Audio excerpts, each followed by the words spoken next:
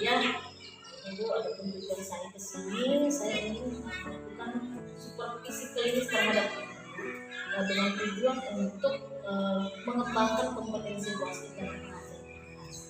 Apakah Ibu bersedia? Kira-kira kalau Ibu bersedia kapan kita akan melakukan supervisi?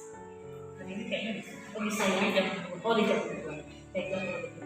Pasti sebelum kita melakukan supervisi ada beberapa hal yang ingin saya tanyakan terkait kompetensi yang akan dikembangkan dalam kelas. Nah kira-kira tujuan pembelajaran yang akan Bu Asri kembangkan itu apa? Itu saya ingin mengembangkan kurikulum murid dengan cara berdiferensiasi dan PSE dalam PSE. Jadi ada dua Bu ya, Ibu ingin memenuhi kebutuhan belajar murid yang berbeda-beda dengan pembelajaran dan diferensiasi. Dan yang kedua, Ibu juga akan melakukan pembelajaran sosial emosional mungkin dengan melatih anak-anak Bu Asri. Baik Bu Asri. Nah dari tujuan yang akan Ibu ini kembangkan yaitu berdiferensiasi, langkah-langkah atau strategi apa yang akan Ibu lakukan dalam pembelajaran berdiferensiasi? Yang saya ingin kembangkan yaitu secara konten dan proses. Ada dua Bu ya, konten dan proses. Nah kalau konten ini seperti apa Bu? Konten ini dengan cara sumber belajar beragam. Oh sumber belajar beragam berarti termasuk ada buku-buku ya Bu Asri? Buku Ya, terus ada video, ada gambar, ada gambar. Jadi harapannya Ibu kalau sumber belajar beragam itu saya anak-anak bisa nanti terpenuhi kebutuhan belajarnya. Kalau untuk bagian prosesnya apa kira-kira yang Ibu ketahui? dengan cara membantu siswa yang bisa Ya. dan tidak bisa Iya. secara berkelompok. Untuk anak-anak yang sudah bisa itu kira-kira pasti apa yang Bisa dilakukan? saya tidak terlalu dampingi, Iya. tapi yang malah yang saya dampingi ada yang tidak terlalu bisa. Oh, berarti pendampingan penuh ya Bu. Saya yakin apa yang akan Ibu Asri dalam lakukan bisa tercapai dengan baik. Nah Bu, untuk yang kedua ini adalah pembelajaran sosial emosional. Berarti kita kan melatih anak bagaimana sih supaya bisa memiliki kesadaran penuh, kesadaran sosial. Nah kira-kira yang ingin Ibu kembangkan dari PSE-nya? Yaitu dengan cara mengadakan pendahuluan. Iya, pada bagian pendahuluan Pendahuluan ya. saya biasanya berdoa dulu Iya. sebelum belajar, terus bernyanyi Bernyanyi ya, iya dengan lagu-lagu nasional. Iya, luar biasa. Kemudian kalau di bagian aktivitas atau inti pembelajaran, kira-kira PSE-nya seperti apa? Itu dengan cara anak-anak bisa berinteraksi dengan Iya. murid yang lainnya supaya mereka bisa berdiskusi. Berdiskusi ya dengan baik. Saya menggunakan bahasa-bahasa yang baik. Iya, Ya. saya baik. Nah, kemudian untuk yang di dalam kelas, Bu, kondisi-kondisi yang Ibu siapkan untuk anak-anak mengenai persiapan belajarnya itu apa saja sih yang Ibu ingin kondisikan? Yaitu supaya anak-anak bisa dengan cara mensyukuri Iya. apa yang telah kita miliki. Seperti itu ya. Dan mungkin Ibu juga akan menciptakan kenyamanan belajar pastinya. Kenyamanan belajar, kemudian iya, luar biasa. Semoga nanti apa yang akan Ibu kembangkan dapat berjalan dengan baik sesuai dengan tujuan yang Ibu inginkan.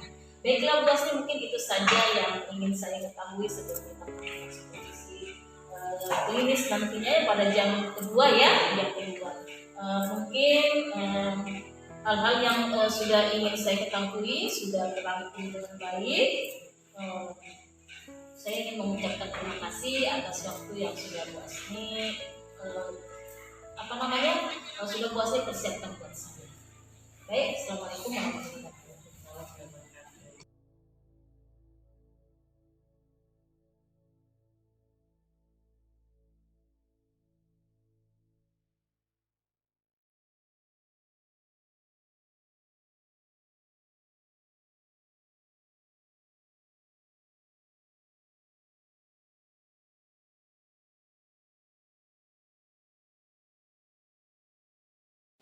Selamat siang Bu Asri.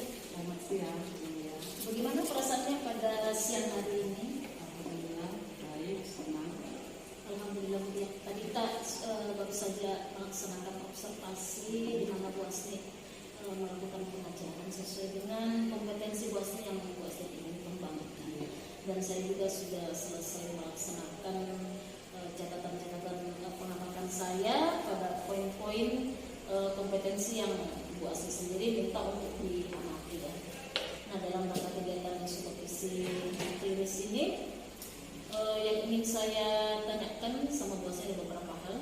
Yang pertama, bagaimana tadi perasaan Ibu pada saat mengajar anak-anak dengan strategi pembelajaran berdiferensiasi dan PSE?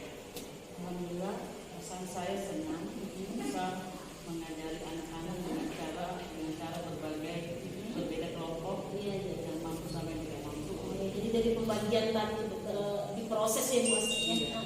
Kemudian pada bagian konten yang sudah Ibu persiapkan itu, Yaitu dengan cara berdiferensiasi dengan menggunakan metode PSE. iya, yang PSE tadi ini untuk yang sosial emosionalnya ya. Kalau untuk yang konten tadi kan berdiferensiasi dengan sumber-sumber beragam pastinya.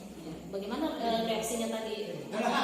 Menurut Ibu, kalau Ibu membandingkan dengan sebelum Ibu melaksanakan strategi berdiferensiasi? Itu anak-anak cukup senang karena ada yang bisa dengan caranya yang tidak bisa menjadi bisa. Iya, yang biasa ya.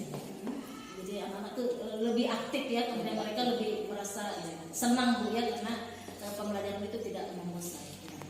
Baik, luar biasa. Nah, dari sesi pendahuluan, kemudian kegiatan inti sampai dengan kegiatan penutup tadi, adakah menurut Bu Asih yang menjadi hambatan-hambatan atau menurut Bu Asih masih kurang maksimal yang Ibu lakukan terhadap anak-anak?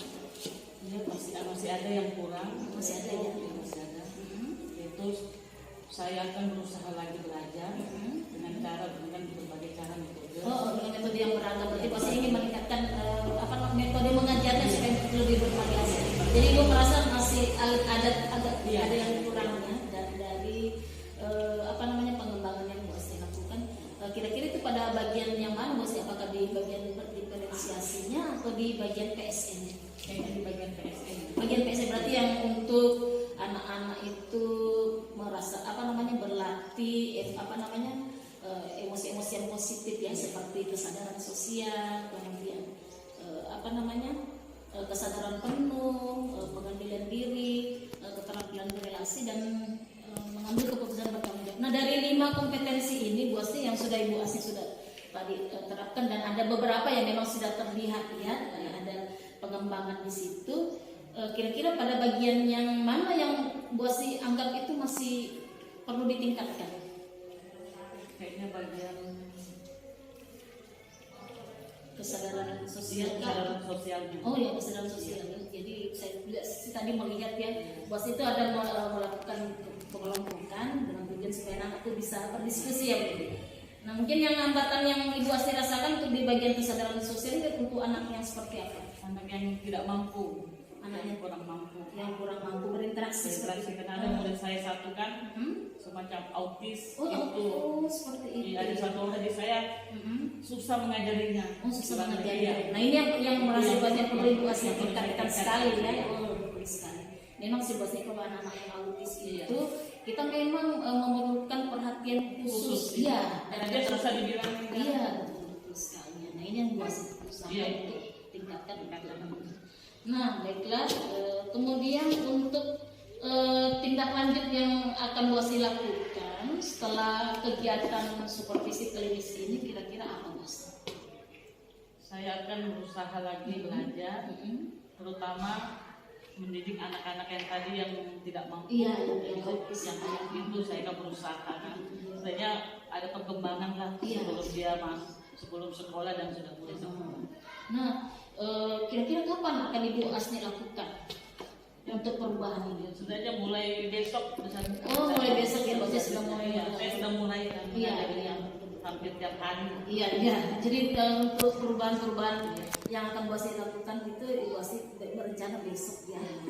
Jadi dari tujuan yang ingin Ibu Asih capai, kemudian melihat tolak ukur ya, tolak ukur keberhasilan. Kira-kira berapa persen yang Bu Asih inginkan anak itu bisa berhasil? Yang autis itu ya. Untuk keseluruhannya, keseluruhan. Bisa ya 80%. 80% ini. Kalau 100% susah kayak Iya, tapi betul sekali memang tujuan kita sih untuk 100%, tapi kita tidak apa-apa mengambil yang di bawah dulu yang 80%. Nah, kira-kira yang 80% ini jangka waktu berapa bulan Bu Asih bisa mencapai semua itu.